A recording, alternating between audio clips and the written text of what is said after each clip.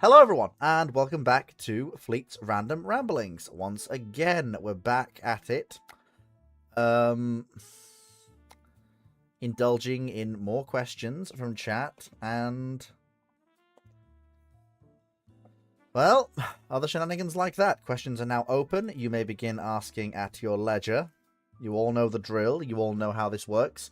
Timu asked me specifically to hold his question till the panel grew to, quote, as big as it's going to get, or as large as possible, which will probably just mean the foursomes, since I don't think we're going to get anyone else in this evening.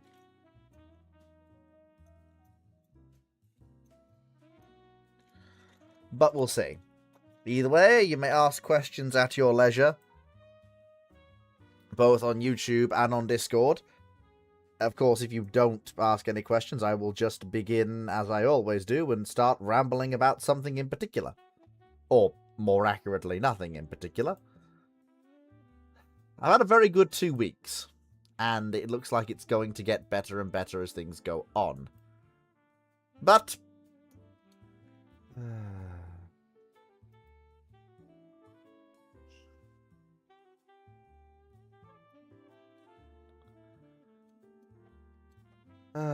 dearie me.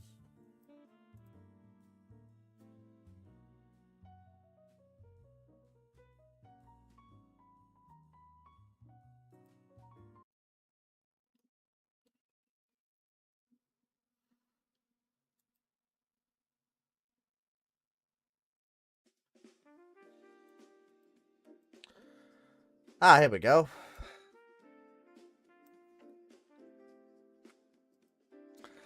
Chandlelord asks on Discord, how much do you regret putting the fate of your Hoi 4 narrative campaign in our hands? This is the I told you so, by the way. Not very much. I don't regret it at all. Bold of you to assume that this isn't going exactly as I've intended it to.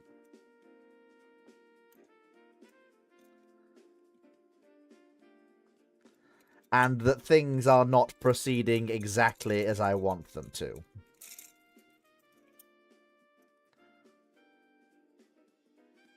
I've danced this little dance before. And this is not my first rodeo.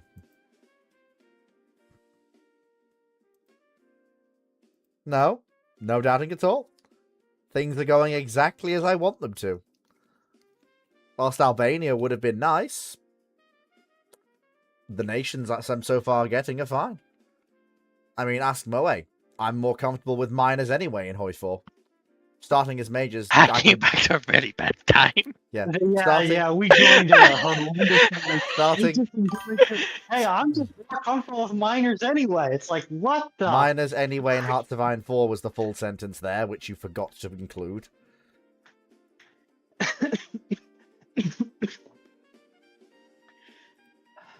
Anyway.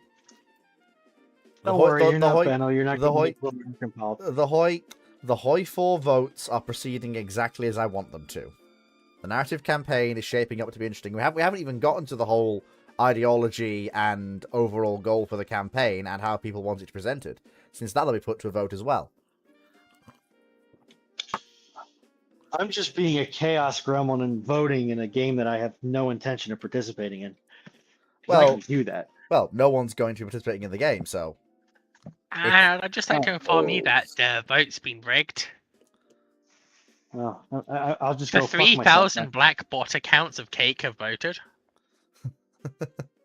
Have they? I don't see it. I don't see it. He voted for...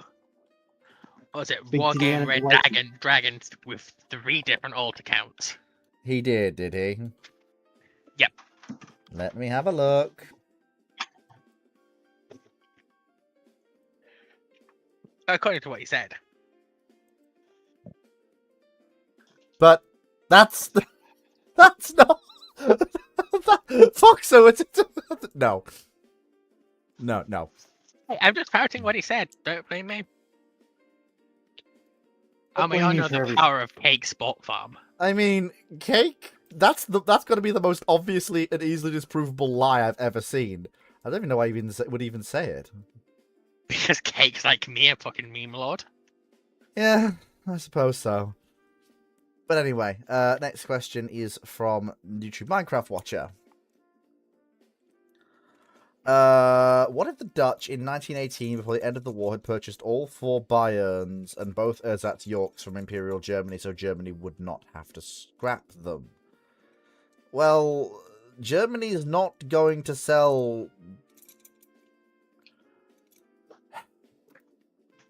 You do realize that the collapse of Germany from resisting to fuck me, the war is over, mate, we're signing the armistice, did not take long.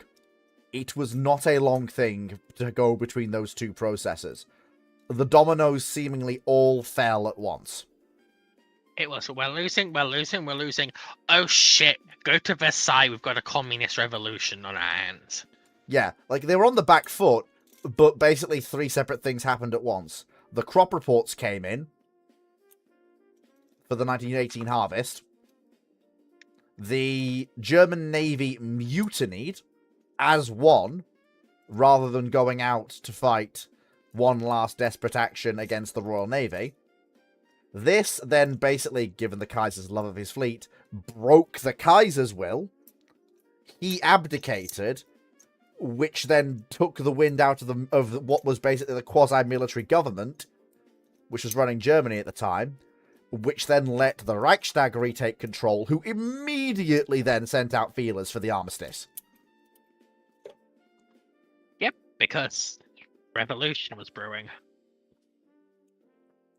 Like, and this took a matter of, I think it was about 1 to 2 weeks.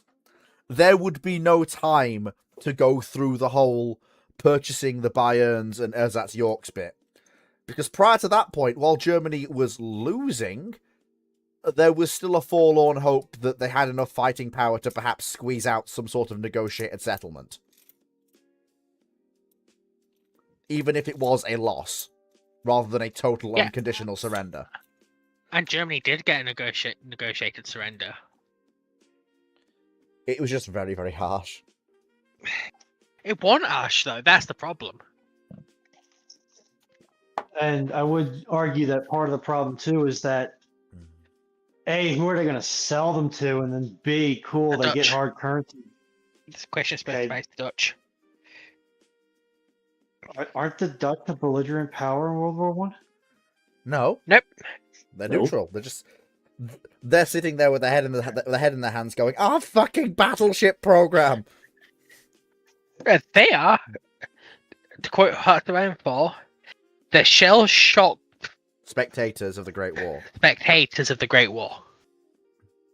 Okay, so they've got a buyer for some reason. But what are they going to do with the hard currency that they get? Also, or whatever they're getting. No, they don't. No, they don't. No, there is no buyer because there is no seller. There is no. The Germans are not going to part with these ships or the hulls under construction prior to the whole collapse we mentioned. And in that 2-week period, the German government is tearing itself apart and reorganizing itself, and then they've surrendered and the fleet is frozen in place. There will be no sale. Wait, can I please Yes. expand on my point so I can make myself be understood? Yes? Even if Germany sells these assets, Which they can't. they don't have any real access to trade partners that have an economy that is worth anything at this point. Cool, you sold capital assets. That doesn't move the needle on your warfighting capability other than you've just sold off capital assets. Yeah, you sold capital assets for a fixed amount of currency in a time when god-awful economic policy and 30 years of militarism are coming home to roost. Chandlord, Britain can't... And you have out-of-control inflation. Yeah, Chandlord, Britain can't veto anything at this point since, with the phrasing of the question, the war is still going. Oh, no, Britain can veto it. Well, they can veto it by force by putting the fleet in the They way. can be they Oh, and no, they can also right. diplomatically veto it by basically because yes, the Dutch are independent and not involved, but the British do have the political leverage to go. Bad idea. And also, quite frankly, like, It's not about that. we've already gone through the whole thing that what's the word? The sale's not going to happen for numerous reasons. Ruinon's right; they've got no use for the hard currency, and also German currency is bollocks at this point anyway. And Yeah, the Germans aren't going to and- sell. There's one biggest issue. Germany still needs the highest fleet as a deterrent to the Royal Navy. Because That's technically true, Hood. one but of the it's- things France wants to do and does end up getting dragged to the site because they just don't have the political will to do it when the when the British Empire starts to go, we've won the war, we don't need to continue this into 1919. And because you get stuff like you start to see the Rhine offensives and the German economies, the German army in the West has broken. It's not coming back effectively because it just does not have the artillery or the shells to fight an industrial war anymore. Mm-hmm. The British have the leverage in the way of going. We're the ones pressuring the French to come to the table and to not loot your country to the ground and bring war to the Rhine, like Hugh did to Flanders. If you start doing funny shit like this, we're just gonna less up our pressure on the French And let them go spend wild. some political capital, and maybe in 6 months when we're on the Rhine and we've taken some of your best agricultural land. Oh, and the actual raid on the High Seas Fleet by the Royal Naval Air Service has rendered most of it to the bottom of Wilhelmshaven anyway. Yep. Then we'll talk. Yeah.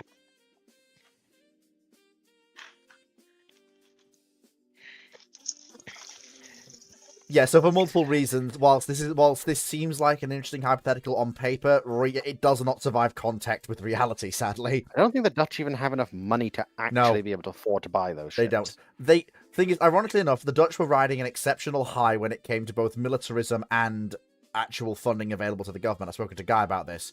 If they had wanted to and political will have held, they could have actually bought 8 of the battleships that they wanted to buy.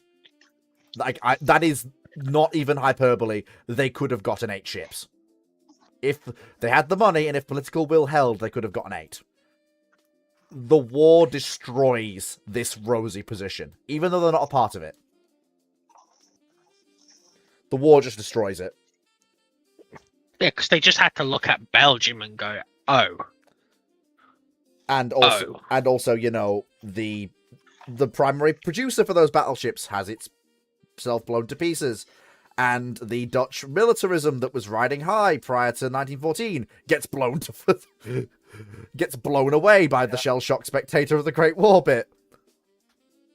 Yeah, my biggest issue with this hypothetical is like, okay, cool. It's like giving a guy on a desert island $20 billion. Cool. He's got a lot of money right now. What's he going to do with it? If this was somehow a 1917 thing before the Americans joined the war, there is a lot of things that capital could buy.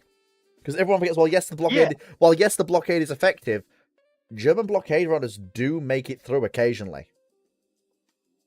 And also, too, if the further back you go, the more intact the economies and the production capability, the industrial capacity of the Central Powers are. Yeah, but the exponentially less likely they are to actually willing to sell the ships. Yeah, that's the problem. When the money would do them good, they don't want to sell, and when they're notional, when selling is possible, plausible, whatever term you want to use, the money isn't going to do them any good. Because you want the high seas fleet to sell their only answers to the QEs. And it's worth, Yeah, they're- pointing out only 2 of these ships are actually extant at the time we're talking about this. The other 4 aren't finished. Well, yeah, because even if you go off, say, bringing it back to 1917, say the Earthstats Yorks, they have like 1 ship has had her keel laid. And none of Not any other major work, just the midship section had been assembled, not fully. By 1917, full pause on them. Yeah. Yeah, that's not going anywhere. Yeah, the Germans full well knew that the war was going to be decided on land by late 1917. I mean, the war was always going to be decided on land. Germany was a land power aiming to make territorial acquisitions. Yesn't. The war was going to be decided on land, but heavily influenced at sea. Whereas by 1917, the Germans were fundamentally aware that basically they had about a year to make a decision on land, and it didn't fucking matter what happened at sea, basically, at that point. Since even if their submarine blockade was effective, Britain would not be brought to the table before that period had expired, and they would need to force a decision on land anyway to have Britain being forced to the table be the conditions that would lead to a peace they could actually get with both Britain and France. So at that point, from 1917, it becomes, we have to force a decision on land, and that's all that matters, basically, at this point. As opposed to prior to that period, where events at sea could categorically have an impact on how the land war went, and, most importantly, the shaping of major parts of the frontage and geopolitics generally. Especially if the Germans can break the British blockade meaningfully. Whereas after that 1917 period, those concerns become moot anyway. That's the key difference.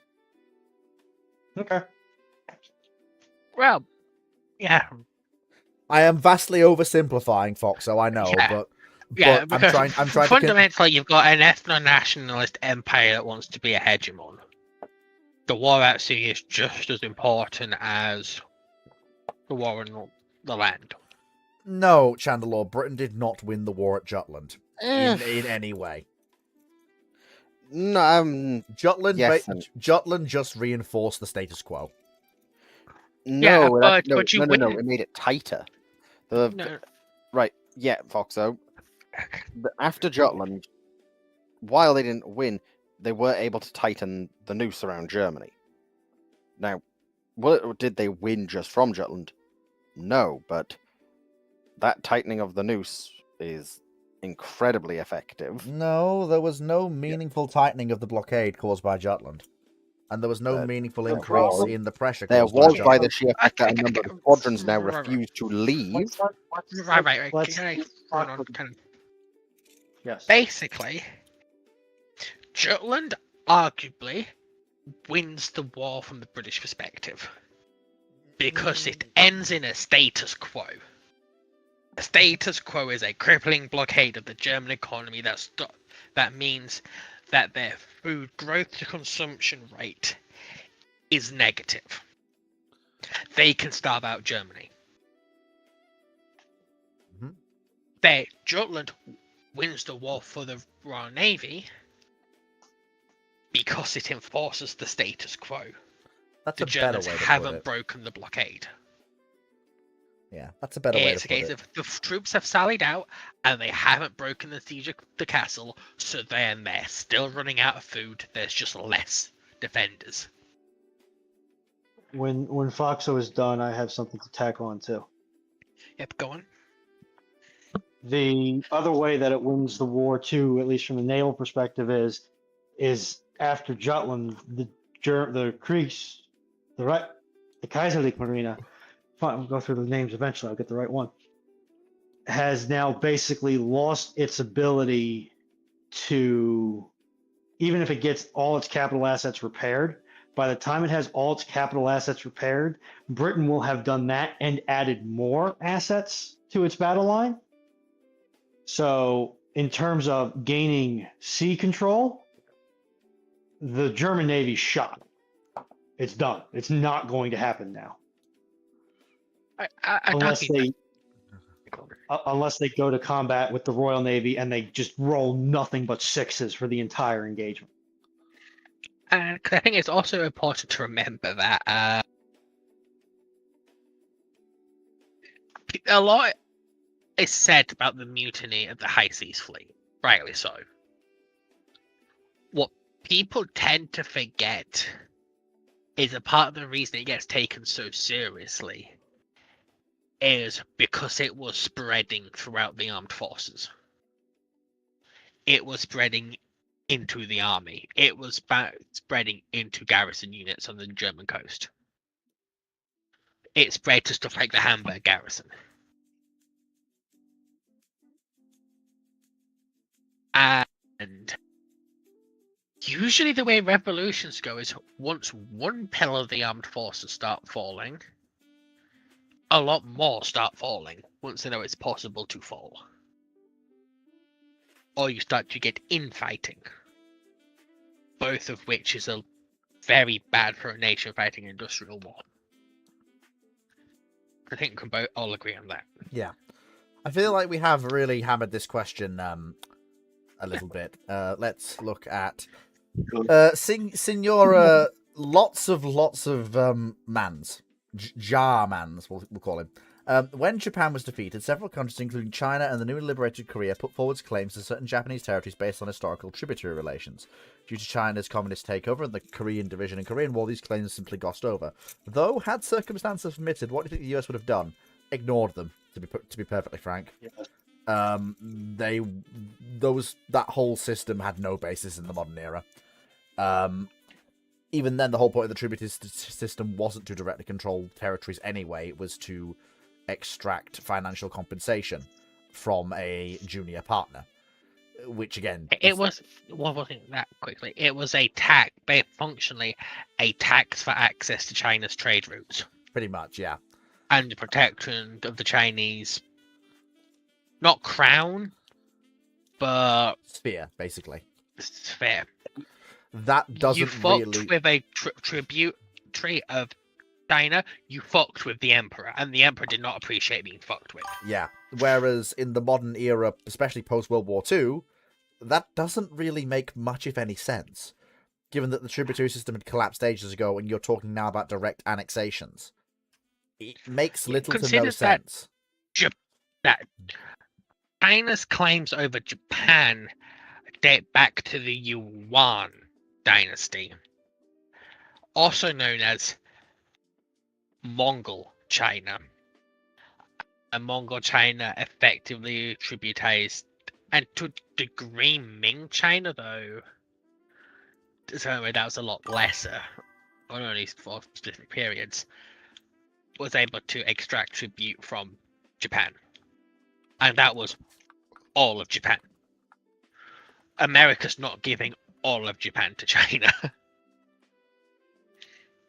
Yeah, no. Just for a lot of reasons. Even just a part of it, it's just not. It also kind of defeats the whole point of what the US is trying to do. It's not really. The Russians got a free hand in Eastern Europe to carve it up because basically they were fucking there and they were going to be fucking there, and no one really wanted to start another war on the back of the other one. Even Churchill's idea of unthinkable was more of a thought exercise than a realistic proposal. Even he knew full well that unthinkable was called such for a reason. Eastern Europe falling to the Soviets was basically a fait accompli that the Allies accepted at Yalta to smooth everything over and establish a post-war framework for Europe. The Chinese... Sorry, go on. They could control Stalin. Yeah, the Chinese and the Koreans have no such capability to be there in Japan.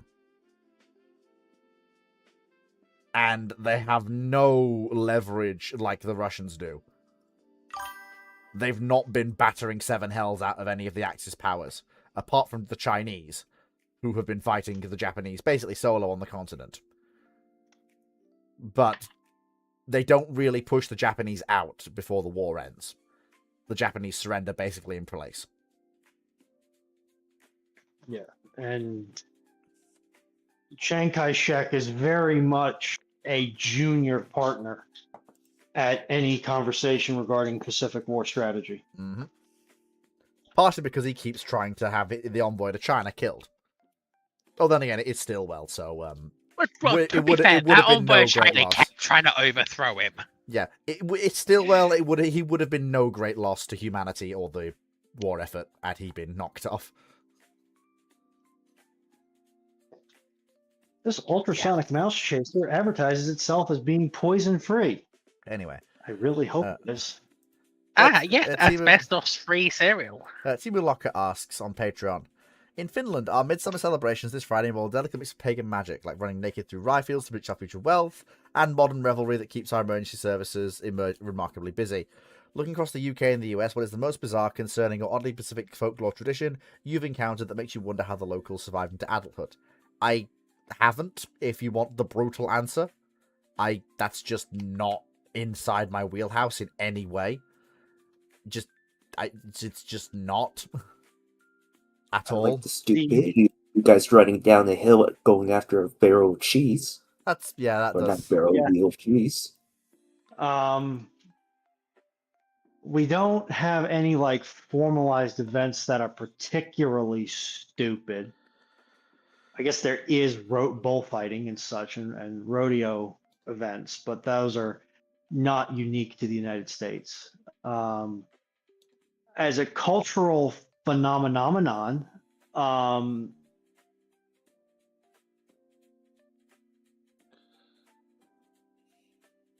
boats, off-road vehicles, alcohol, sometimes guns, but a lot of times fireworks, and mix them together in various proportions during Memorial Day, and especially with fireworks and the 4th of July.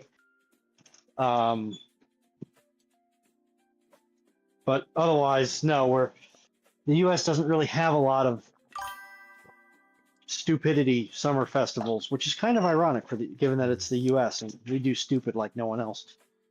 Mm-hmm. I've got too many to fucking count.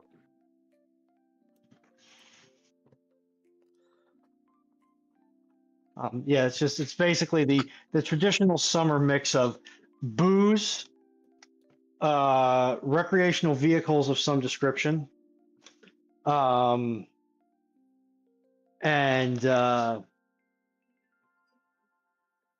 explosives of some description.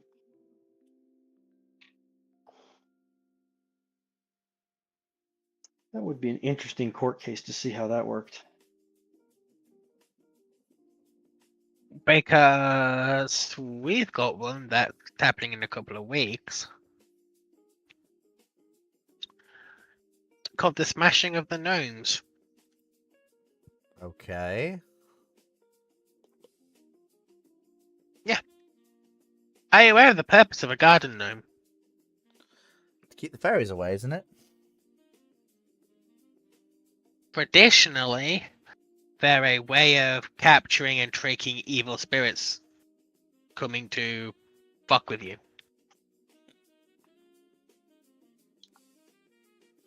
And so, traditionally, usually pottery and sort of the handmade stuff. Nowadays, it's the cheap stuff. The parent goes and hides some of the gnomes that have been out for the last 2-3 years. And the kids have to hunt them down and smash them to banish the spirits.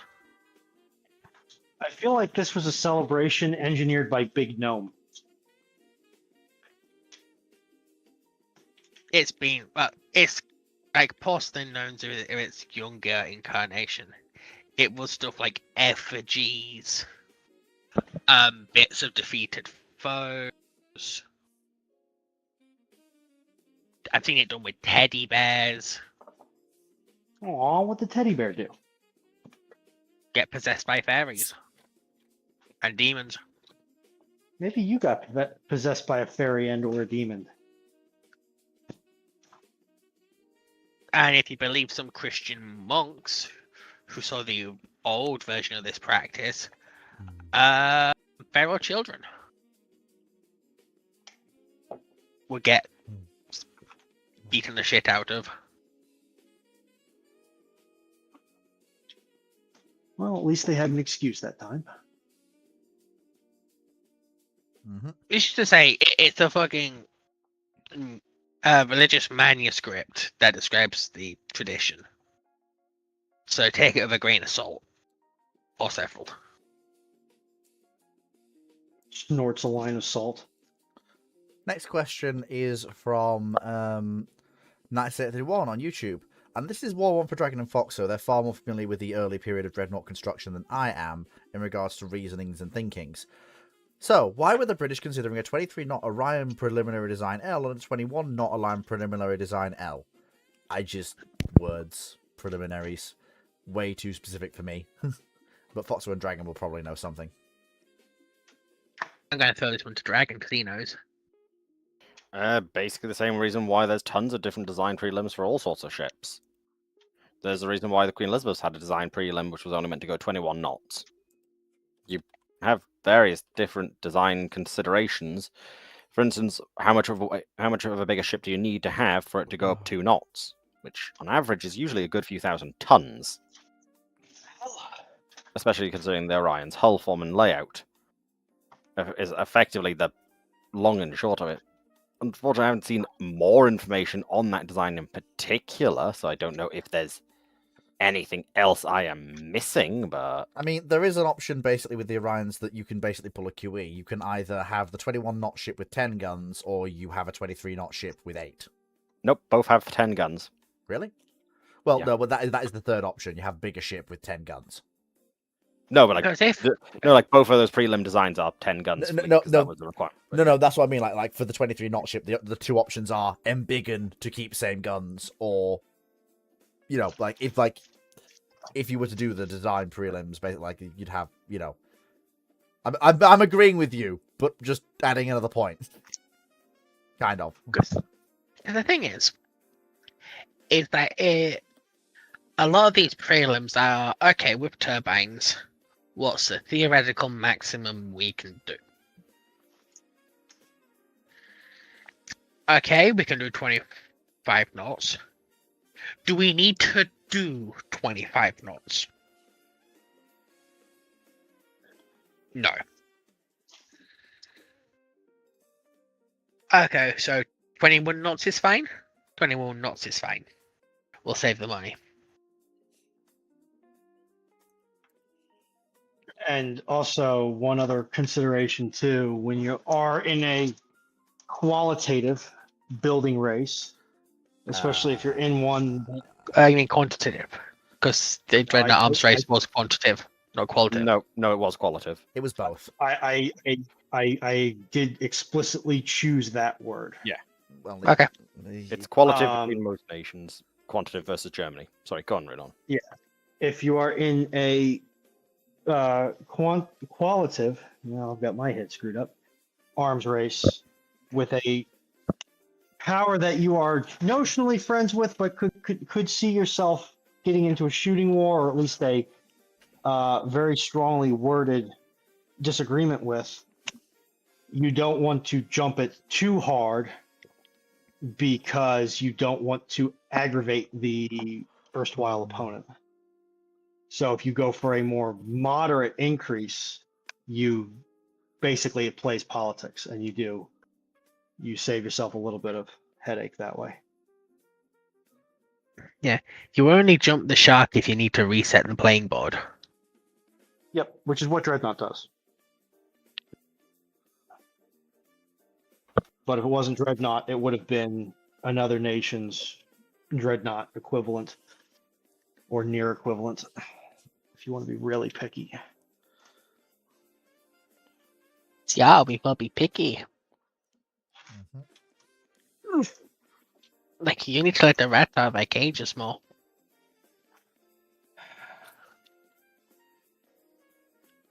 Just don't engage, Ridon. I don't ask for much.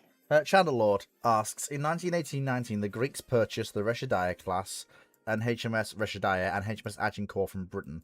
How do the Mediterranean powers react, and is Greece invited to Washington? Well, the Mediterranean powers are basically falling over themselves in hysterical laughter for one crucial reason. The Greeks have just voluntarily sent themselves into default. The Greeks have voluntarily taken on enough debt to default their nation. What? The Greeks cannot afford to buy the Reshadias and Agincourt. Not without We're taking thinking out... of the same not- Greece here. Yes. The Greece that could barely afford to pay for Salamis. One dreadnought The Greeks battleship. that actually found that it was cheaper for them to stop bothering with Salamis and go for something else. No. Yes, because they do put out various different design studies to other nations about it, Yes. notably the French. No, that's not what was happening. The whole thing was the Greeks were hedging their bets. They could barely afford Salamis, but as the war clouds blew up, and with the desire to get dreadnoughts from somewhere, there's a reason why they also ordered a Britannia from France.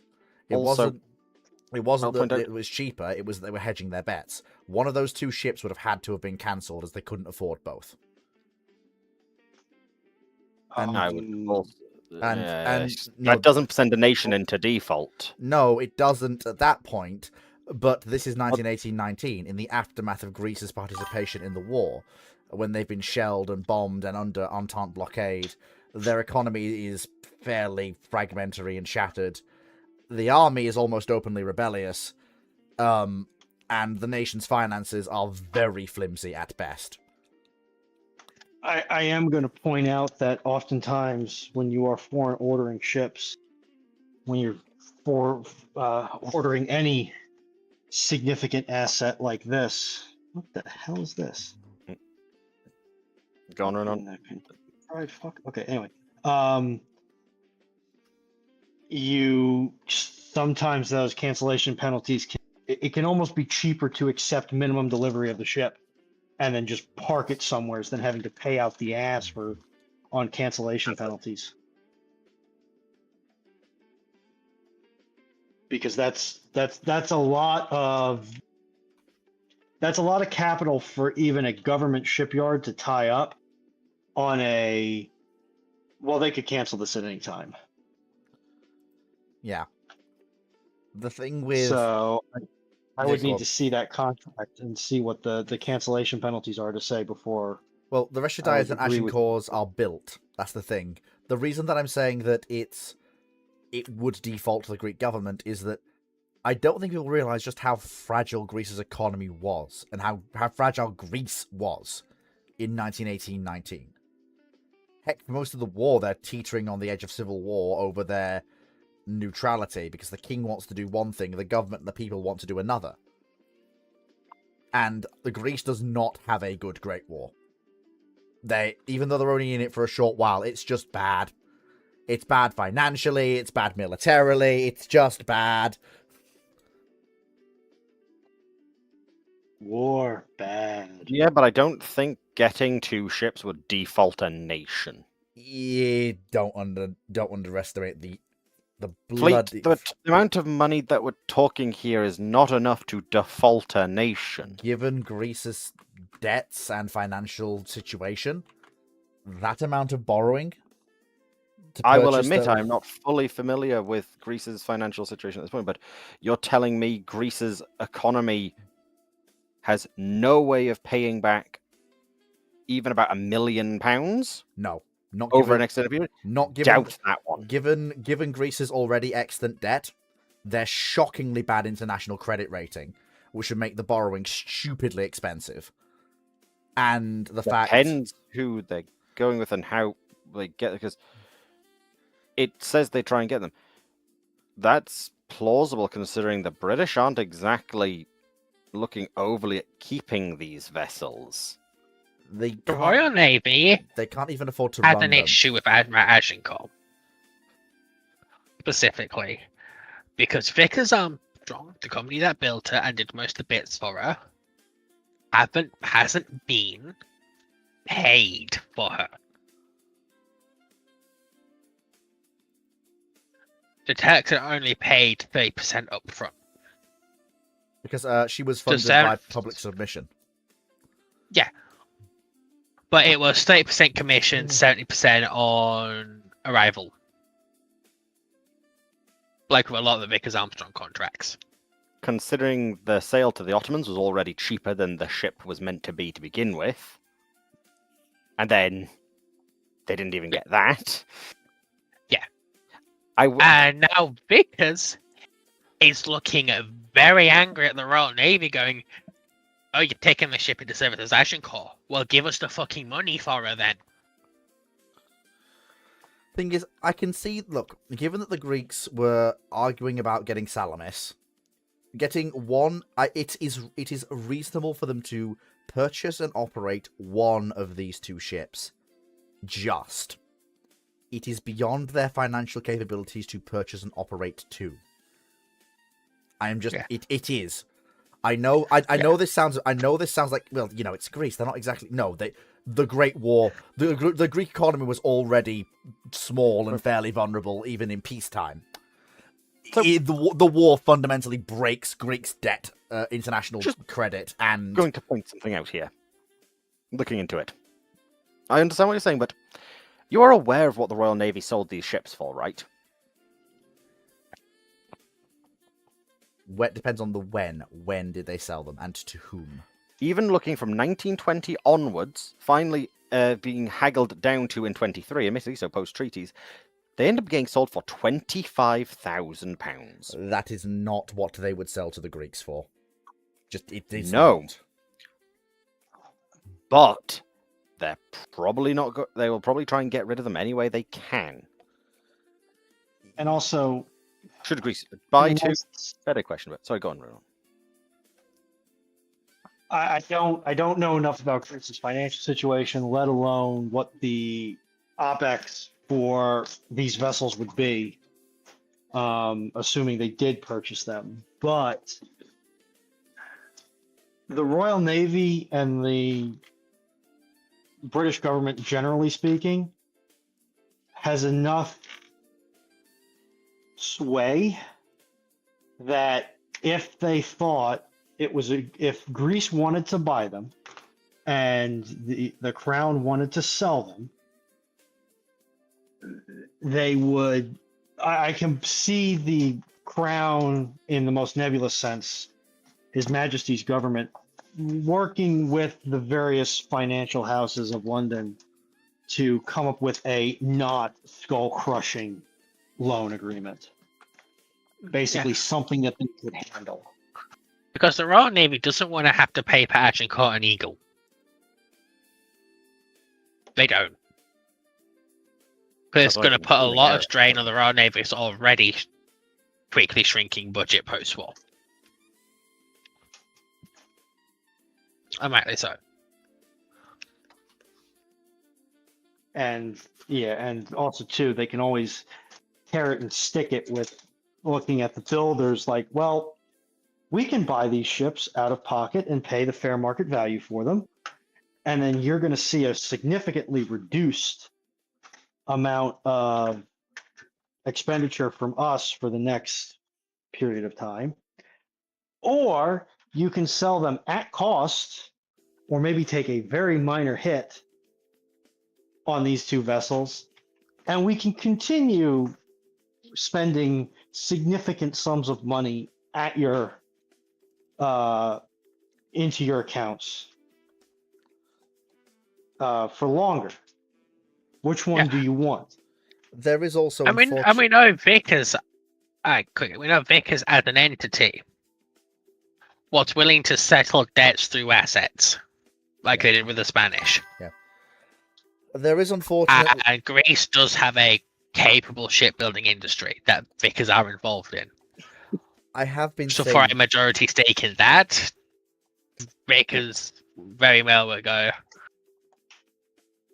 We'll re-roll it as an investment Also, if to buy the ships off the Royal Navy. I have Iro, been you're- saving. Go on, Dragon. Then I'll say what I've got to say. also, while I do agree, Iro, that yes, up front in my note there is further costs after that, but keep in mind, Greece in its financial state that Fleet's talking about, which is bad. Don't get me wrong. I'm not saying it's not bad because it is bad. We do agree on this. Just they chose to keep two pre-dreadnoughts in service, in active service, into the 30s. They could have listen. If they'd have gotten Salamis, they could have afforded to keep her operating. There's a reason why they worked so hard to Yeah. get the Germans to finish her.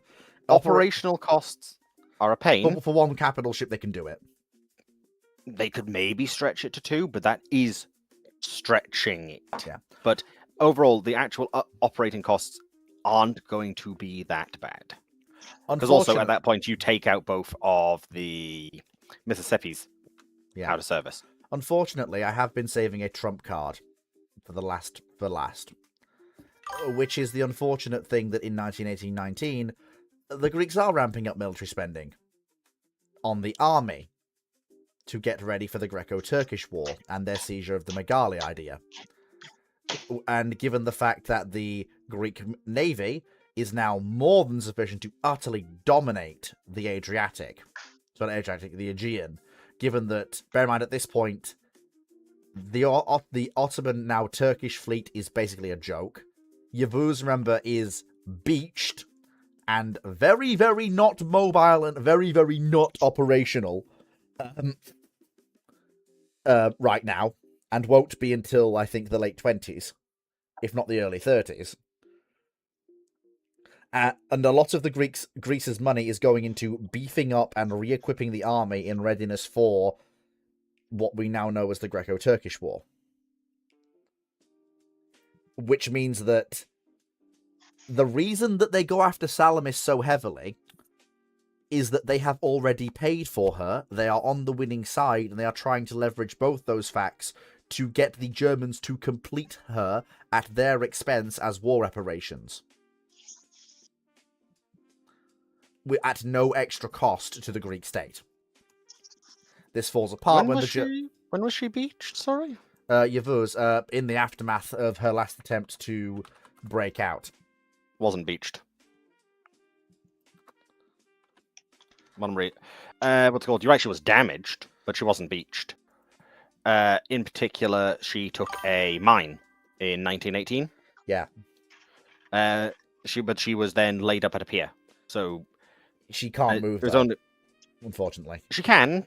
Not technically, with some work, but it's not advisable. Yeah, and honestly, in the state she's in.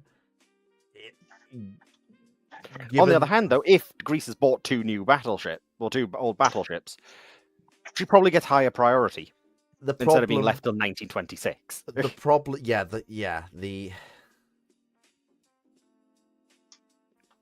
because it's what's called butterfly effect of now their enemy, who very much has openly stated they don't like Turkey's existence, has two battleships. It's possible. But now Turkey doesn't really have an option to do anything but to go, okay, we need to do something. Now, again, where these go, I've got no clue, is the honest answer. Yeah.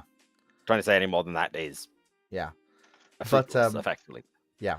But, of course, let's not forget that if the reason that I have said what I've said is that given that the Greeks kind of knew that if they did anything outside of bolstering their modern fleet that wasn't Salamis, because Salamis, whereas either of these two ships, well, Reshadiah could take on,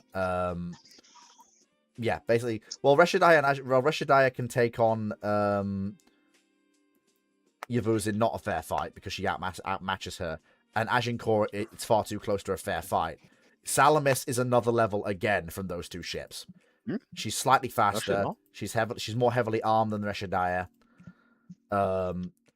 And she's better protected than either. She would dominate Yavuz easily. Like both the ships the Greeks would get, and also if both of them together basically do also dominate Yavuz as well. But the point I'm making is that by not securing anything, as historically, the Greeks then mean that they've already kind of just won the naval war without firing a shot. Okay, going back a moment there, because something. Sorry, Flick, did you just compare Salamis to Reshadiah? I did indeed. And did you say Salamis was better? She is. She's not. She is. She's two knots. Right. She might have. She's 2 knots faster. She might have. Yeah, we agree that is good. She might have two not less. Decisive, but good. She might have 2 less guns, but I'd argue that, given that they are slightly more powerful weapons, and it enables her secondary battery to be better laid out and more workable in heavier seas, I'd argue that is better for her armament. Admittedly, she's not as heavily protected as I remember. She's not as heavily protected as I remember, but she Yeah, I was is. going to. The belt confused me. But bear in mind the ships she was.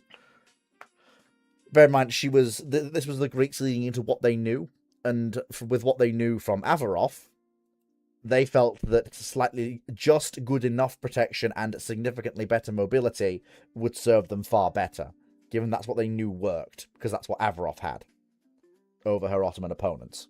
Yeah, because the fact that she has a thinner than 10-inch belt for a battleship, Four. and you're putting 13 point. And at least Erin has a 12-inch belt. Also, in terms of guns, honestly, the difference between the 13.5-inch 45 and the 14-inch that she was meant to get, honestly, It's academic. yeah, because she wasn't meant to get the 14-inch 50s from the US, from what I'm aware. The gun difference is academic. I disagree. The slightly better laid out secondary battery for that'd be better in rough seas doesn't really matter given the climate of the Mediterranean. Because the Mediterranean, you're either getting storms or it's relatively quiet. And politely, in a Mediterranean storm, unless you're somewhat like a KGV, you are not fighting. In particular, because Residies are based off the original King George V's. So they also have much better internal layout. Anyway, I know technically doesn't, but it's just a case of no, Salamis is not doing well against Erin. I disagree fundamentally. I think you're discounting her ability to be slightly more mobile and dictate the engagement. A fact that worked exceptionally, and also the fact these are Ottoman and Turkish ships. Yeah, Please, right. So I do very much understand the power to not advantages. It's not a decisive advantage, but it's very much nice to have. Okay. What's the caliber of guns of your foes? 11-inch. She's a Goban. Yeah, so that's 11-inch. Yeah. 11-inch. So on average, especially given the 11-inch 50 is a high velocity gun, a 9.2-inch belt does not protect against 12-inch gunfire. It's 9.8-inch. A 9.8-inch belt does not protect against 12-inch gunfire. And that's at its thickest. In particular, Salamis's belt, and this is referring to its main belt, does drop down to 3.8 inches. I will point out one thing, is that that's at the ideal battle range for the 11-inch gun, whereas Salamis could stand off at what would be for her ideal battle range and be resistant to 11-inch gunfire. No. With what Dragon's established is that a very small part of her belt is actually covered in that 9.8 inches. And it very quickly goes down into the 8 to 5 inches region. And that's a lot less protective armor scheme than what Erin's running about with. That's on the scale of a battlecruiser armor scheme. Well, yes, we know what happens when the battlecruisers get hit by 11-inch shell fire. They do fairly well against it. Tiger rides it out fairly well. Did you say Tiger? I did. Oh, bad choice. Tiger gets fucking lucky. She gets hit above the main belt. B, look at Lion. Did she sing? Similar. She's rendered combat incapable. Also, and just because if you're a part of a squadron, that's not lethal. If you're the only capital ship in that squadron, getting rendered combat incapable is lethal. Also, just to try and wrap things back to the initial question before Foxo keeps tearing into fleet, would Greece get invited to the naval treaty? No. Probably. No. Will they? Yeah, no, yes, because Turkey was invited. Oh, well, so they will be invited. Will they turn up? It's a different question. The answer probably not. No, probably not. Because remember, I was going to say they're going to get forced into it. No, they will be invited. Both the red and the white Russians are invited. Turkey in the wars of Turkish unification. But they were invited. Get invited. And China also gets invited right before it goes kabang. Because to a degree, Vickers was hoping that China would start buying their ships again because, hey, we've got all these lovely proposals for you that you've said you're interested in. Yeah, China's just but one of these days I will cover. Yeah. Cover China. And China's me and Drake fascinating. did some digging about this actually after we got into an argument about it on Rambling previously. And both Argentina, Brazil, and Chile were also invited. Right. Yes. Okay. So- Knights. Okay. Knights. Let's move on. Okay. Okay. I actually looked up this design now, so I know exactly which one he's referring to. Could you point me in the direction before I actually answer the question? So I- Kriegsmarine design number 1928. It's literally the only battle cruiser for 1928. This one, Zenka's Cruiser Killer. That one. Yes. Right. Okie dokie. Cute little ship, honestly. Right. Okay. I kind of like her. However, we'll get to this in a second. Right, okay, so first things first. 981. If the 70,500-ton cruiser killer, as drawn up by the Weimar Compact of the interwar years, known as Admiral Zenka in Azur Lane, gets built, what is the fallout? Oh boy! Oh boy!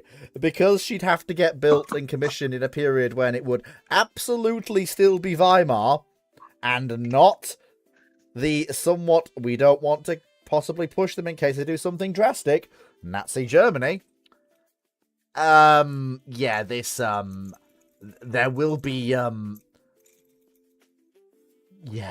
What, just to get laid down, 1929, 1930-ish, realistically? Yeah, and the problem is, unlike the Deutschlands, which did actually... They were close enough to following the terms of Versailles that the British and the French, despite being worried by them, didn't really have any recourse to go...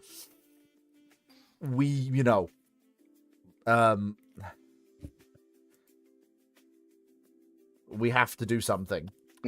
Whereas this ship would be entirely beyond Versailles and would 8 to 12-inch guns. Yeah, and would absolutely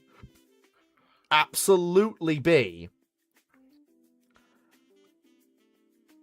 just the British would be showing up going, "Hey guys, the fuck you doing? That's a battle cruiser. The fuck you That doing? is straight up a battle cruiser. Yeah, the fuck you doing? The French are getting twitchy. And the thing is, ironically enough, whilst in 36 the French were a little bit paralysed and a general strike would have resulted if they did anything funny, 29 to 30, despite the Great Depression, the French would be absolutely willing to throw hands over a violation of Versailles. Well, yeah, because fleet. They get to do something that they don't get a chance to do very often. It's looting time. Yeah, like the French would be absolutely willing to throw hands over this, and the British would just let them. Yeah, and it's also, if they get built, these are battle cruiser mode.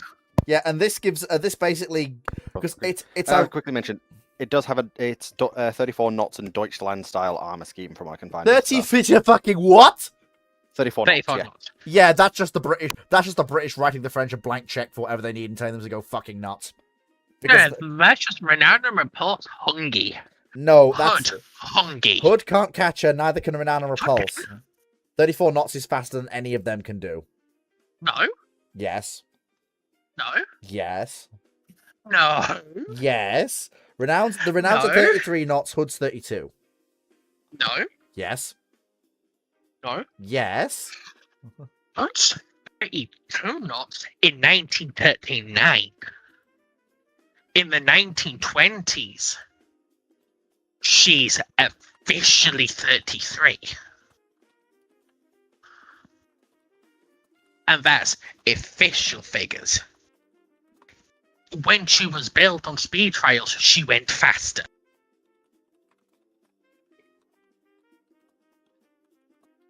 So this ship is just food for the battle cruisers. Strasbourg and Dunkirk. Generally doesn't matter. She's not fast enough to avoid interception anyway. Strasbourg and Dunkirk can't catch her. It's not catch. It's not catch, it's cannot avoid intercept. intercept. And it's also a case of... Okay, I'm going to use a dog and a wolf analogy here, so hear me out. This is how battle cruisers were supposed to hunt cruisers that were faster than them in the interwar and 1930s. And they did in World War II. It's sure, your opponent might be able to outsprint you, but can they keep outsprinting you in 8 hours' time? And they keep outsprinting you in 4 days' time? Because you've parked yourself chasing after them between their home port and them. The ironic thing... So to get to home port, to get away from you, they've got to go through you. Yeah. The ironic thing is, when it comes to long-term sprints, this is something that the Deutschlands were actually quite good at. Yes, they were slower than their contemporaries, but their diesels could be ramped up to 28 knots and just held. Where, to be fair, you could do this with turbines as well, but those diesels were overbuilt to fuck. And also, they didn't burn as much fuel at top speed as a comparable turbine would. Yeah. But the issue is especially after modernization, you get situations like Renown just going, okay, I'm going to go from the Shetland, I'm going to go from Gibraltar to the... No, not Gibraltar. Oh, where does she start off from? Where the Deutschland's at the River Plate? I forget. Somewhere in the North Sea. In the British Isles. A captain decides, fuck it, we're going from the British Isles to Argentina at 32 knots. And she does it at 32 knots. She outruns Ark Royal. And her escorts. And it's that sort of...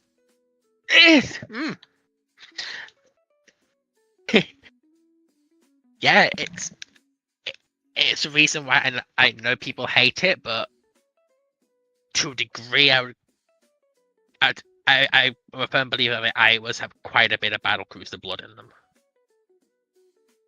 Mm-hmm. Right, next question is from... I already put it in, didn't I? Chandlerlord, who asked, if Belgium doesn't become a thing in 1830, it's alright, you don't have to give a second argument. Honestly, there are many ways that could have happened. How would Dutch naval procurement be affected by this? Ironically enough, if you have not created a separate state of Belgium, and given the Netherlands its highly defensible borders with Germany and a foe that it could quite easily defeat in Belgium, well, basically, if you have given this state the much larger borders that it has, with 3 great powers, Prussia, France, and Britain over the seas, ironically, you've made the Netherlands have to devote significantly more attention to land power. Not less. The Navy is still important, yes, but this is now a Netherlands that has to look at France in one direction, Prussia in another, and there is no funny road bump to be the focus of great power ambitions. They are now the road bump. There is no Belgium to take everyone's attention off the Netherlands and let them be this lovely little trading nation that has overseas things it goes and does and isn't really bothered about territories in Europe. Yeah, they have to have a proper full-size army. A quick question. Before I continue.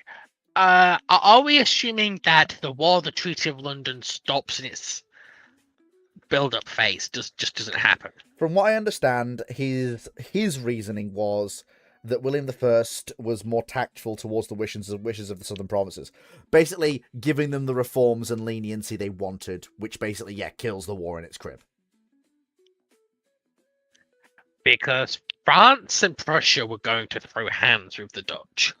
Yeah, the war is just... Yeah, I think the war is just killed. Okay. But even then, even if the war is killed, the war scare will still have an impact on the army having primacy over the navy. In fact, Fox has kind of just helped my point. Yeah. An issue. The Germans really don't like the fact that the Dutch holding what the Germans see as German land. Because you're still in that weird period where German nationalism are calling the Dutch as being German. As one of the German groups.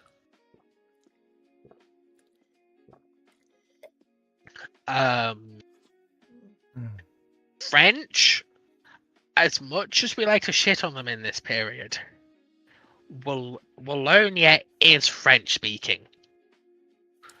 At this point, is very francophonised, still is to this day. Mm-hmm. A part of the thing that leads to the Treaty of London is that Wallonia and Flanders do not want to be a part of the 7 provinces. Yeah.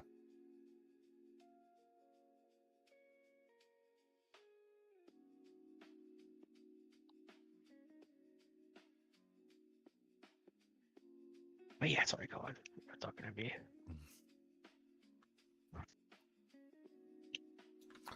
But the thing you have to bear in mind is that the Netherlands doesn't actually get out of the capital ship game until basically the modern pre-dreadnought comes in. They basically bow out when the large barbette ironclad, as typified by the admirals, the Marceaus in France, and other ships like that come in. Basically, when the beginnings of the modern battleship here, the Netherlands are keeping up with a small but steady cadence of relatively handsome and effective ironclad ocean-going turret ships and coastal defense monitors for home service up until about the 1870s. And their wooden fleet is fairly substantial up until the transition over to iron, when it does drop markedly in size. Primarily due to an insistence by the Netherlands that they do want to build a lot of their stuff at home. And then wooden fleet begins to decline after the end of the Anglo-Dutch Wars. It does, but it's still one of the big 7 great naval powers by the time of the Napoleonic Wars. Yeah, but that's not saying much. No, the big 7 were all substantial powers. Because at times Denmark was included in that list. Yeah, with good reason. There's a reason why the British were actually very worried about the Danish fleet joining the fucking French alliance. Yeah, but I wouldn't exactly call the France a maritime... the Danes a maritime superpower at that point. They weren't a maritime superpower, but they were one of the great maritime powers. It was far easier to be a great maritime power in the period of sail and cannon. A lot more nations were players in that game. It became far more. The price of entry became significantly higher when the move to steam and shell kicked in, and then the price spiked again when iron got involved. Those 2 price hikes, steam and shell, and the ironclad era, basically knocked all of the powers that used to compete for ranks 6, 7, 8, 9, 10, and were powers that the other great powers like Britain, France, Russia had to take seriously off of their pegs. Which were basically Sweden, Denmark, the Netherlands, some of the Italian states, the Ottoman Empire, for example, although they tried a resurgence which bankrupted them in the 1860s. All those powers that were very serious naval threats that the other great powers used to have to take seriously. Oh, and Spain as well, although that's more of getting their fleet rocked in the Napoleonic Wars as well, didn't help. All of those powers basically got knocked off the ability to maintain themselves as the lower ranking, but still seriously threatening naval powers by that double hammer blow of the increase in price of the latest and greatest capital and cruising vessels. So there's 2 I want to push back on there. And that's the Turks and the Swedes. The Swedes don't drop out because of the transition to iron. They drop out a lot earlier with the end of the Swedish Empire after the Great Northern War. They were still a fairly significant power, but yeah, they were on the lower end, I will admit, of that sort of bracket I did mention. Yeah, and they were much more of a self-defense force than a maritime where go dominate the Baltic force. Yeah, no, I agree with that, but like I said, they were still Yeah. on the lower And end of... secondly, with the Turks, you run into the issue of you get Lepanto, right? Yeah. And the advent of mass cannon warships and the Portuguese galleons and then early third rates going around and just beating the shit out of the Turks. Yeah, they do recover, though. And then they... No, yes, no, they do. They do recover to a position of being able to defend and deter by about the Napoleonic Wars. And then the Napoleonic Wars reshapes what the world's navies should look like. And then the Turks kind of adapt to that a little bit. And then there are the various wars around Crimea and such, and the Turks are kind of doing okay. Then then for one brief shining moment, the Turks are the third most powerful navy on the planet with ironclads, and then they default on their debts. Yeah, but the Turks have a massive issue in the traditional age of sail, and honestly, even the late Renaissance, early modern period, where it's their shipbuilding and the access to shipbuilding resources means that they have to build smaller. Because a lot of their ships are made from softwood. And the comparatively few galleons and third rates they build are all either built abroad and imported, or they import the materials for it, and that's the kick that kicks the Ottoman fleet while it's down, because they just can't get the force generation they need to be a major naval power anymore, because shipbuilding has changed, naval combat has changed. You now need much fewer, much bigger vessels because of the advent of mass cannon. Because the Turks learned the hard way that a galleon with mass cannon earlier on will quite happily look at 30, 35 galleys and go, bet, even if those galleys are armed with cannon. Yep. And because of the resources at their disposal, they just end up getting stuck falling behind.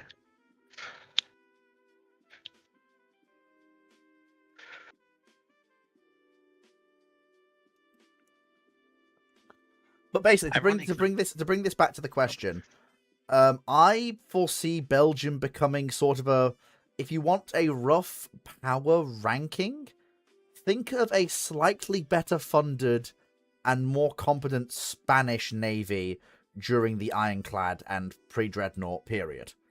That's basically, and the Dreadnought period, that's basically what you're looking at. A slightly better organized, better trained, significantly better trained, slightly larger Spanish-style fleet. That's what you're looking at. That sort of size bracket.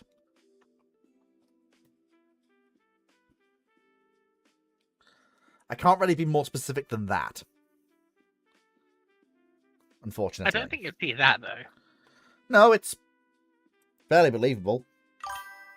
If you've got that level of things, having if there's more money going around, and if the French and if the Dutch will have been involved in the scramble for Africa in a way they weren't historically, if there's no Belgium, there will probably still be a desire to give the Congo to a nation that doesn't really have interest in Africa aside from it, and so it will probably still go to the Netherlands, although it will be significantly better. No. We know who's second choice for the Berlin Conference for Congo. Who was it? Portugal. That's gonna be fun. And it was actually quite a close tie between Belgium and Portugal. And Sweden was also considered. Hmm. But Yeah. because and to give my counterpoint to you, I think you're much more likely to see how to say this. Right. The Dutch, or should we call them the United Provinces in this situation, because you don't get split off into Netherlands. Yeah, probably the United Provinces. The United Provinces, after the Napoleonic Wars, fall very firmly into the British sphere of influence. And one thing that comes out of the Treaty of London is a codification of the British Empire's being the guarantor of Dutch and Belgian independence. And the British Empire does this because the only natural invasion route to the UK is through the lowlands. It's going from the Netherlands to East Anglia.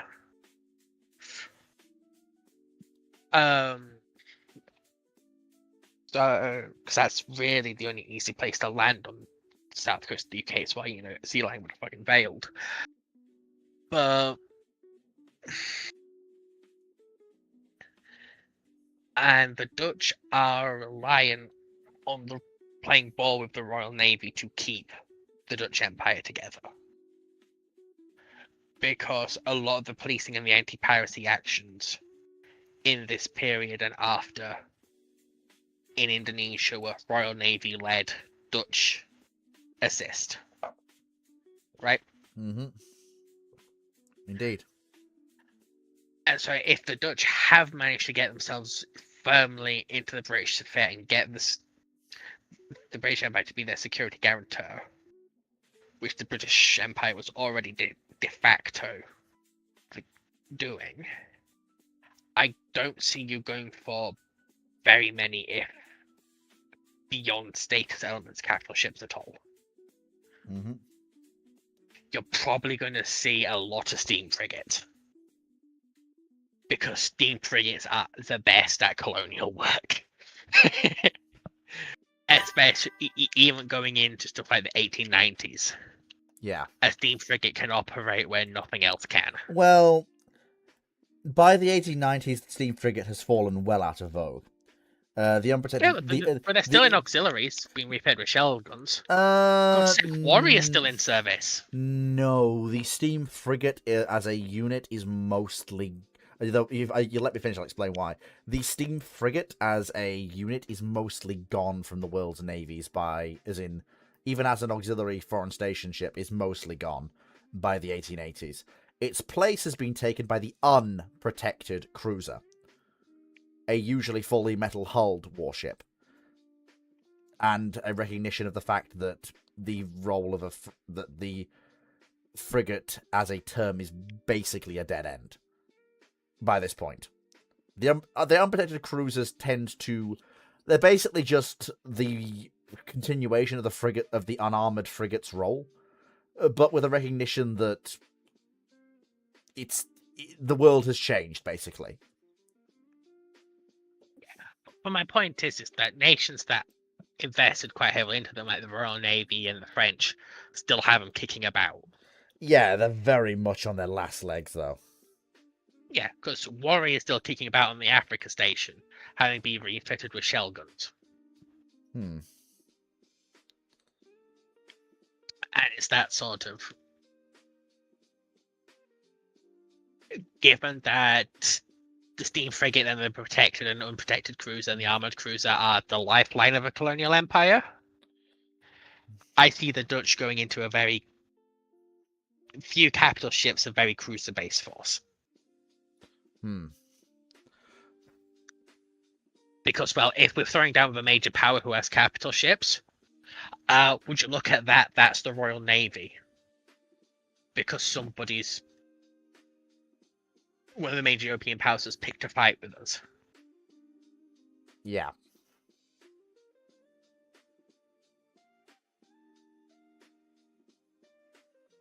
And the Dutch are never really going to be able to match the Royal Navy once industrialization kicks in. Yeah, do you want to do the next question? We can do.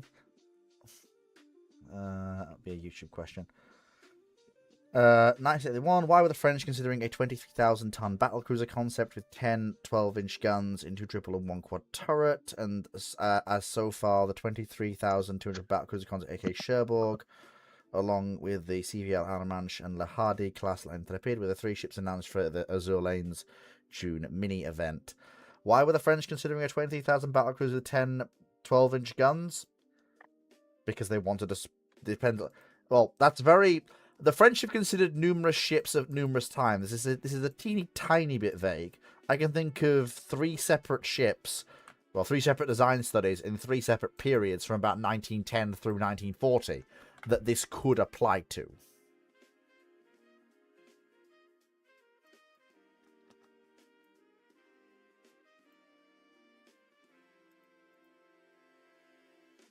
I'm just trying to It's find. also important to remember that there is several philosophies of battlecruiser design. And one of the ones that re-emerges as the supercruiser / large cruiser is the idea of a 12-inch cruiser. And pretty much everyone looks at a 12-inch cruiser in this period. Because it's still big enough to dunk on anything that's a cruiser. But you're not running the price tag of something like Renown and Repulse. Yeah. I'm trying to figure I out don't know. and find this ship. That'd be much more a Dragon's Alley. Okay. Let me just try this. See if this will have any more things.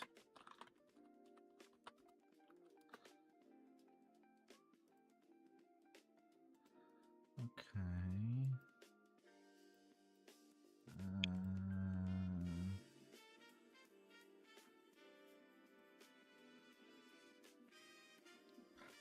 Right. Okay, it's one of the Dunk. It is the okay. It's the one I. It's one of the. It's one I thought was one of the Dunkirk preliminaries. Again, it's basically as Foxo said.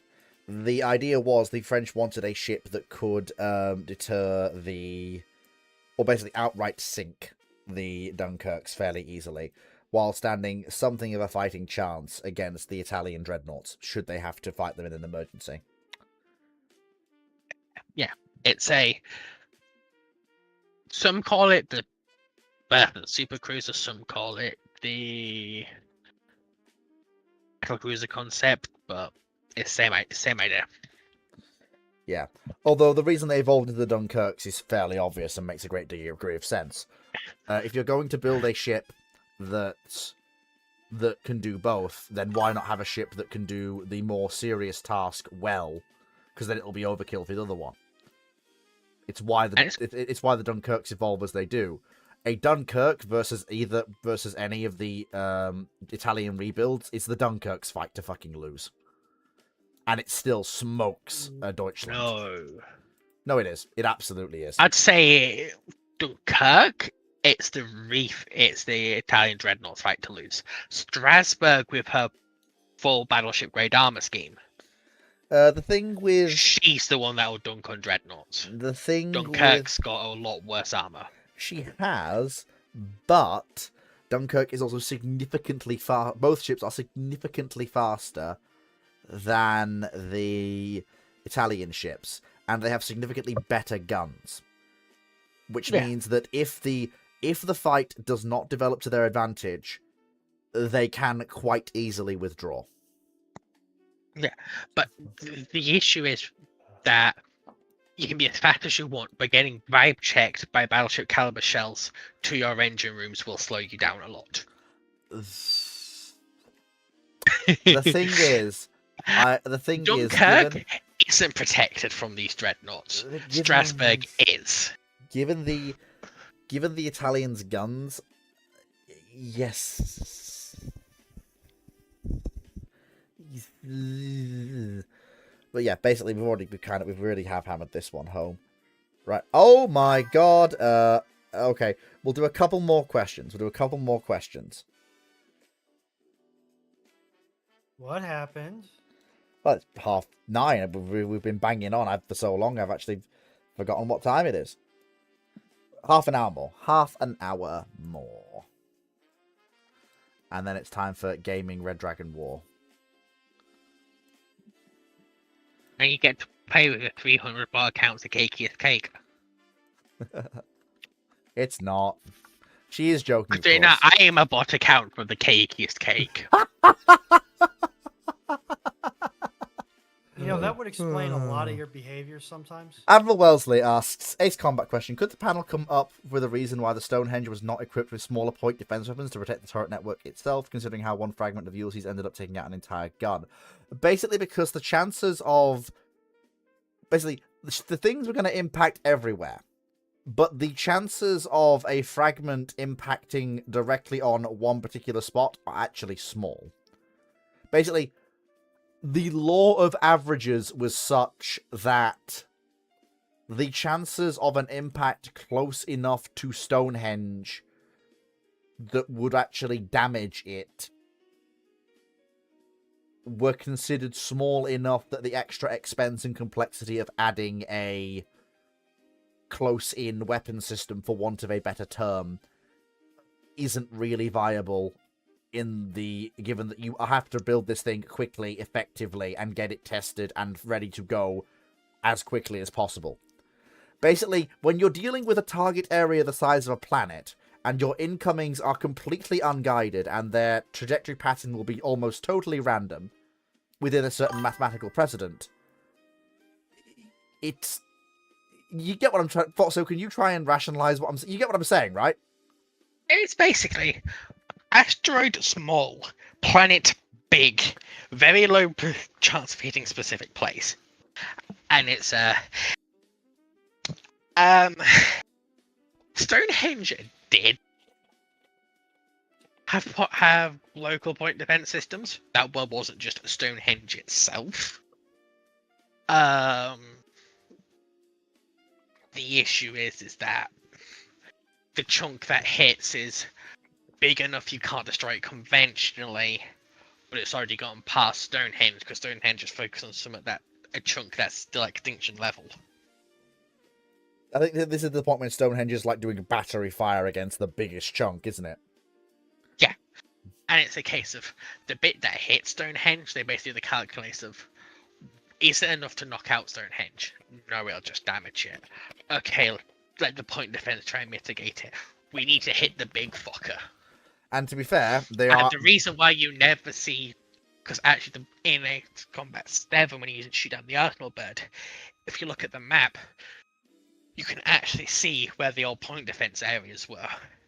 Mhm. That just got but you never see them being firing because they got fucking the equivalent of nuked. Yeah, Wellesley, they did knock out one going to cause death. Yeah, but that was the calculus that had to be made. That was the brutal calculus of building and then operating this system. Stonehenge existed to turn a casualty count of billions into a casualty count of hundreds of millions. Yeah. Also, don't forget, Stonehenge is not a military project. No. It is a civilian project, and the project target is build railguns to shoot asteroid. They did that. Anything else is irrelevant.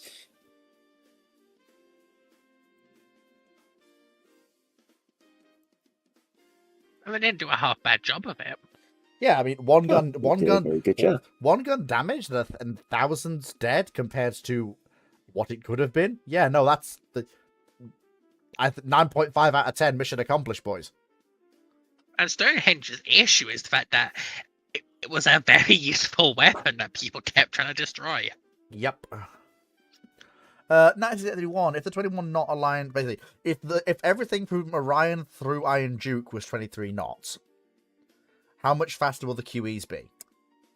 A knot, perhaps. 26 knots. Yeah, a knot, perhaps. Maybe that's about No, it. 26. Yeah.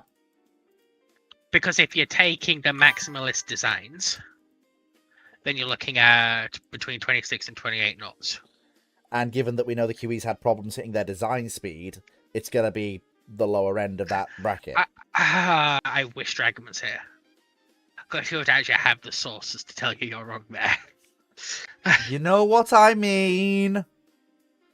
I'm oversimplifying here because we haven't got time to go into too much detail. Yeah, but it's the R class that have the issue hitting their top speeds, not the QEs.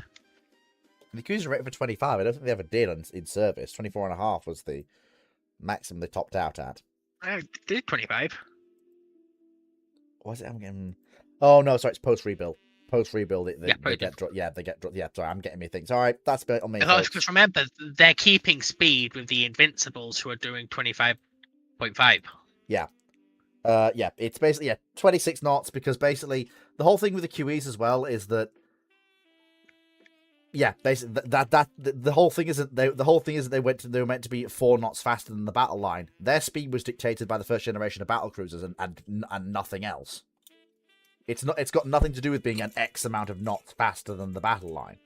It's got everything to do with being basically the replacement for the eyes and the Indefatigables. This is the thing that everyone misses. That was the QE's role. That they would go off charging around the world to trouble spots and go and put the fires out. And be the flagships of those operations. And we see them do this in the Great War when Queen Elizabeth leads the Gallipoli operation. Yeah, and QEs are also the Royal Navy accepting that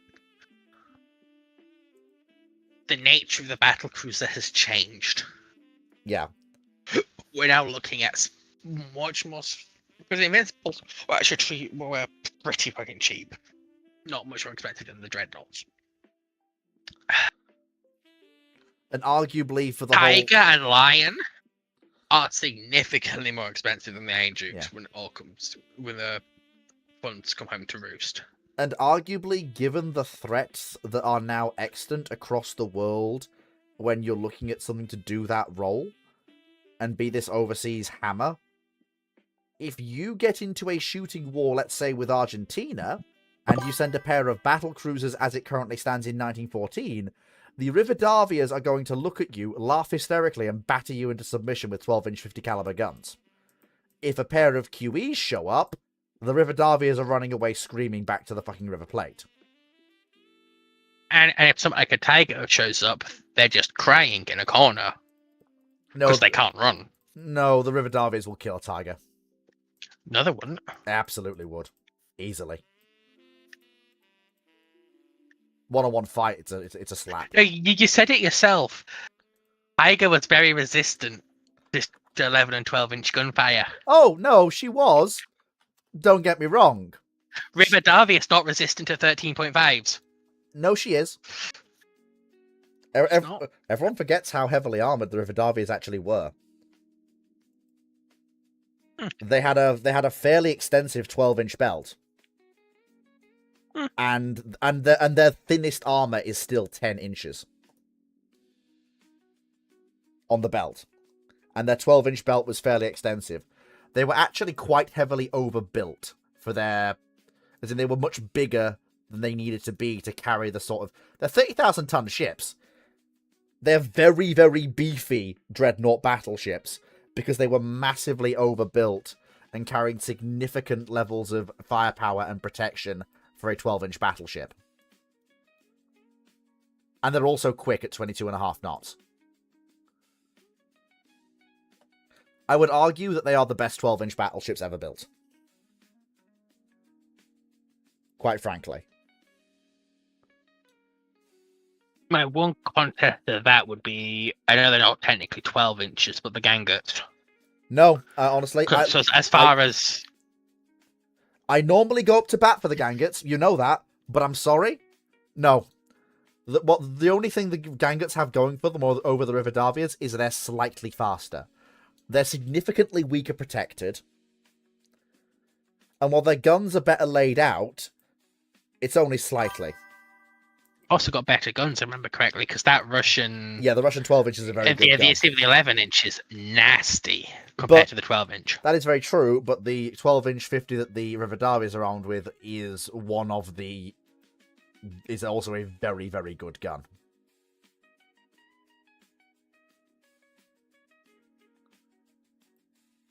But yeah, the Rivadavias are basically the reason why you need something like a QE to do the job that the eyes used to be able to do quite handily.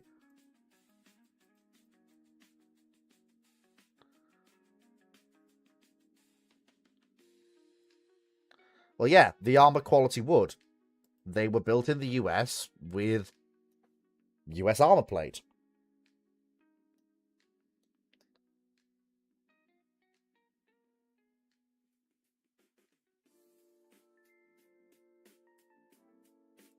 Anyway, moving swiftly on.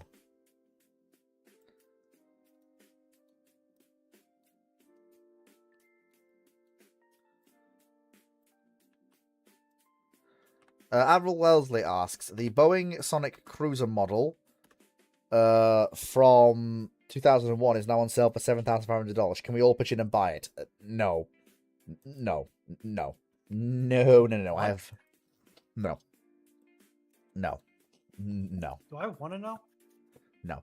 Basically, it's the model of the Sonic Cruiser that Boeing was thinking about in the lovely halcyon days between 2001 and 2008 when the markets could only go up and there was more money than sense floating around the aviation industry. Okay. The scale model that they had built, it's an official thing, so it costs a lot of money, and there's only like one or two made. But no, not buying that. Right, we've come to this question, and I'm about to open up a can of whoop-ass. And Foxo will come in immediately after me, because I know she will. 1931 asks, on April 23rd, 1928, a Varig McDonnell Douglas DC-1030 flying from Brazil to South Africa was intercepted by RNC Harriers. How did the British avoid doing what the US did to Iran Air 655 in 1988? This question is deliberately designed to throw shade upon the United States Navy for a tragedy, and to basically big up the Royal Navy's procedures over the US and to go, oh, look how much better we are than them, over a real tragedy in which real people died. Night. Yeah, it's very simple. In one of those, the airliner responded and I'd made a mistake of where it was. That was an active combat area. The other time, the airliner didn't respond. And also, again, as I've stated, you're turning a real tragedy in which real people died into a national dick measuring contest. I do not like that. Let me make it abundantly clear. I don't want to see shit like this in my fucking questions channel. Real people died, Knight. I've let it come through so I can... That DC-10 is also very far off course. Yeah. It's a DC-10 that's off course and ain't answering hails. And it's heading to... If I'm correct, that's where it's heading right towards where there's active carrier ops, isn't it? Yeah, luckily it does respond to hails when the... Okay, so... Okay, now, you get it? Good.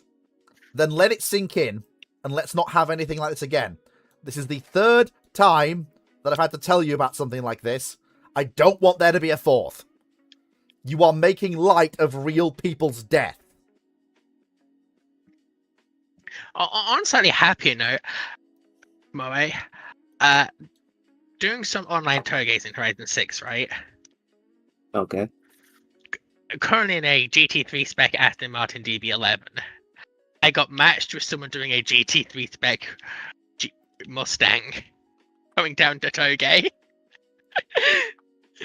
Sounds fun. These cars are not built for this shit. No, they're not.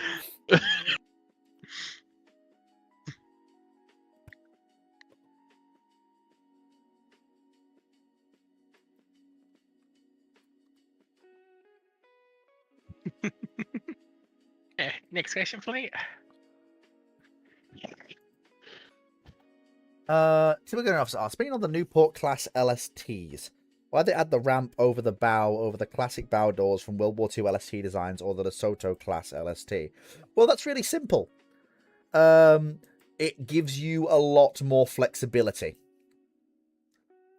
You can do a lot more with that ramp than you can do with the classic clamshell doors. And most importantly, depending on the topography of the seabed, you may not even have to beach the ship to do landings. It's a much better way of doing LST operations of the kind the ship was designed to do.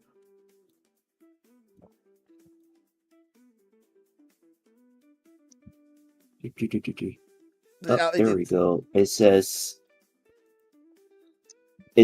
they have to use a traditional bow door because it needs to be capable of over 20 knots.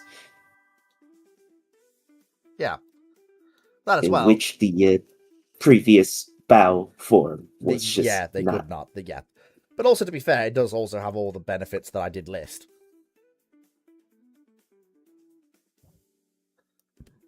Both is good. Yes, but I think the primary point is it no fast enough.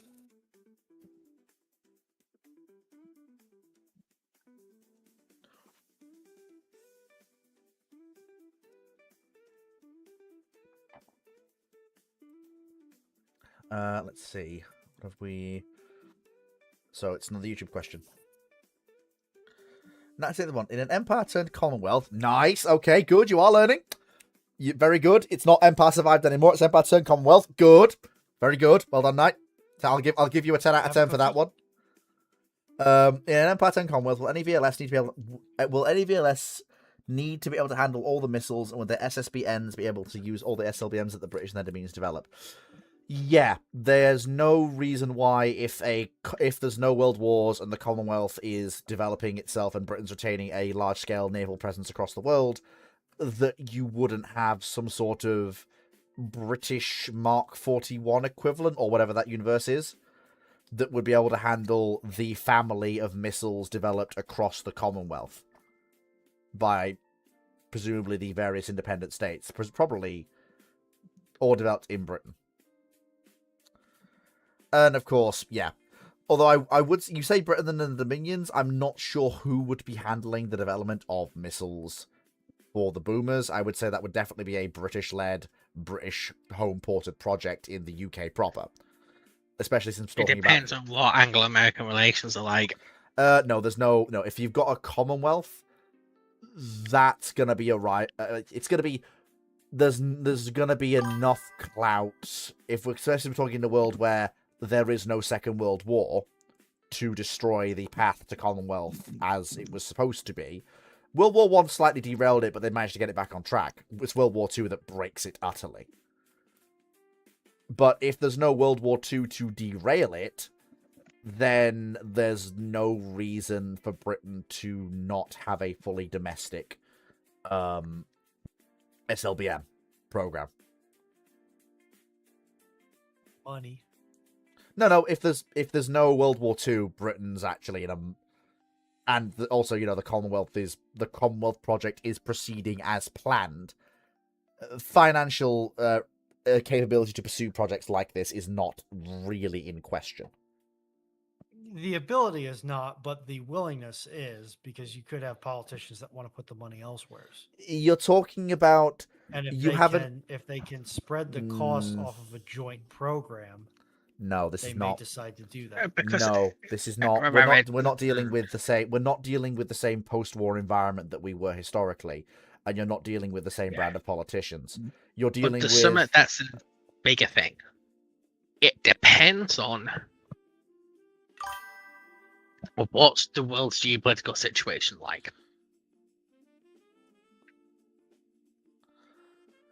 If the Soviets have done funny Soviet things in Eastern Europe that hasn't led to an outbreak of war, aka they've swept Poland before the British can really do anything. The Germans are now screaming that, dear God, we're about to die. And Weimar is basically girding itself for a last stand against the Orcish horde.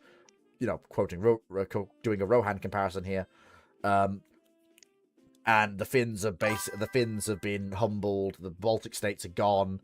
Romania's given up Bessarabia and is possibly going to have to get basically. If you're basically looking at a Cold War where Europe east of the Rhine is scared of Russia. Britain is just hoping that this doesn't become their problem. France is just happy that Germany's attention is focused elsewhere, though is definitely keeping a very, very close eye on them. Japan, there may be a war with Japan. In fact, there probably will be a war with Japan at some point. But because it's a war with Japan, this is a war that will not strain Britain's finances too heavily. For the simple fact that it will be a war fought mostly at sea and in colonial theatres like Burma. The amount of troops engaged will not be, well, as was historical, the amount of troops engaged will not be a significant drain on even imperial manpower, never mind British manpower. Because that's not what I was asking. I I was- missed the point. Sorry, I get what you were saying. I was trying to get to that, but I realised I better shut up and let you do. But the thing is,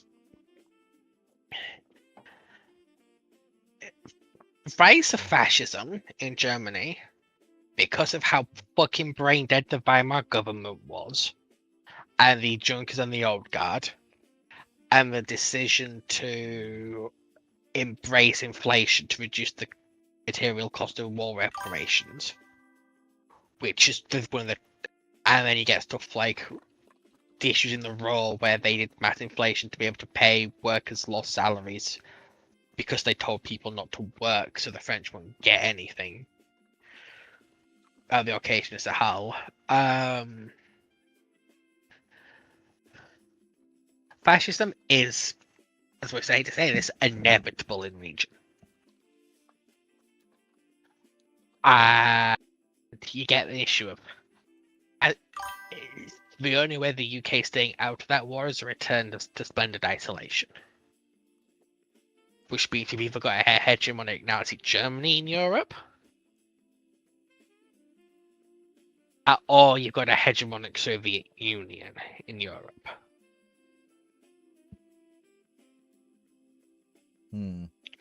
Either one of those two is going to push the British Empire and the Americans into being best friends. Or at least partners that are working exceptionally closely. Yeah. It might be an alliance of equals, but yeah, still going to get a very close relationship between the two. I think actually what you might see, Foxo, I'm going to take Wellesley's thing, but it's... Can I just finish? But yeah, go on. So, and the issue is if you see that Nazi German victory in Europe, even if they're just hegemonic, not total victory, you've run into the issue of next on the chopping block is the British Isles, and the Nazis are building a fleet in the Cold War period. Yeah. So both the British and the Americans are going to need mass. It's probably gonna not be the Nazis that are gonna survive. It's gonna be the Russians, the Soviets. I mean, It's up in the air. Both are incredibly self-destructive and self-defeating totalitarian regimes. they are, but the Russians have more runway to run out. The Nazis Not really. don't. I mean, they had 80 years of runway in our timeline.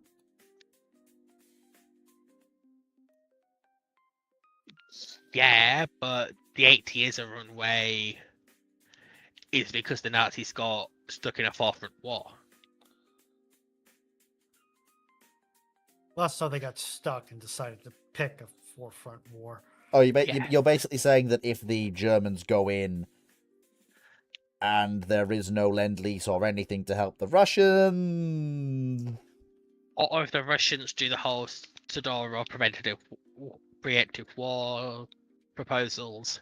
which might It's- unify Europe against them. even if they hate the Nazis, because the Nazis Yeah. could quite rightly go, if we die, we're next. What do you want to do? Do you want to have this conversation about us later and fight the Russians, or do you want to actually guarantee your death? Which is it?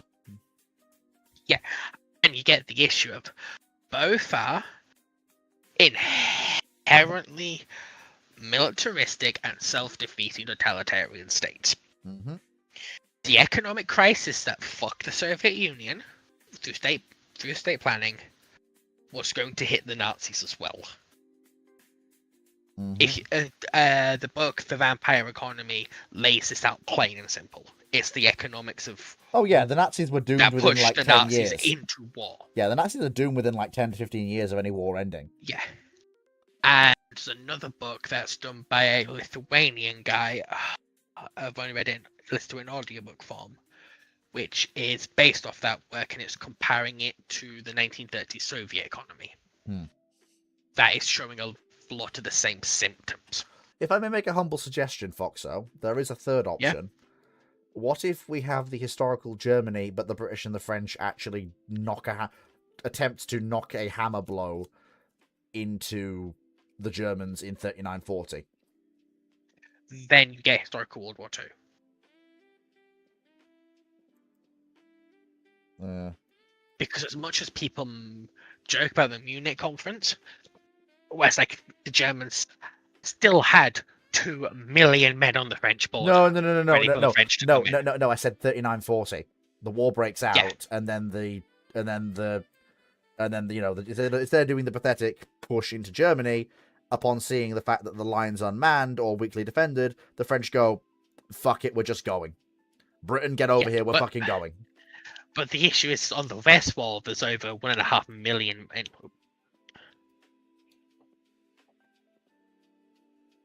And you run into that issue of it's never unarmed, unmanned.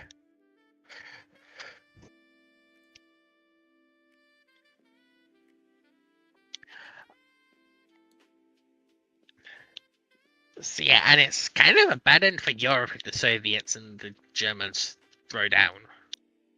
Mm-hmm. Whoever wins, it's going to be hell to deal with. Yeah. And that's not mentioning Japan as a black horse. Because they're going to jump the moment the British and the French are committed in Europe. Well, no, that it's the Japanese were using the British to bypass sanctions and bypass the oil embargo through British-owned Dutch companies extracting oil in Indonesia. It was stuff like cash and carry and Lend-Lease that the Americans get the British to stop doing that, which is the final nail in the coffin for war in the Far East.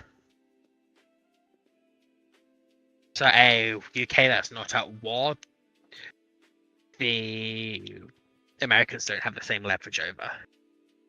Yeah. I mean, well, basically, they are a bit of a sidetrack there. And that sidetrack has brought us to the end of this Random Ramblings.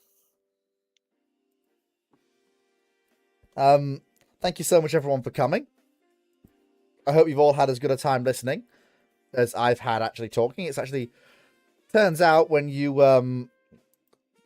have good weeks at work again, you tend to actually enjoy doing the things on the side again.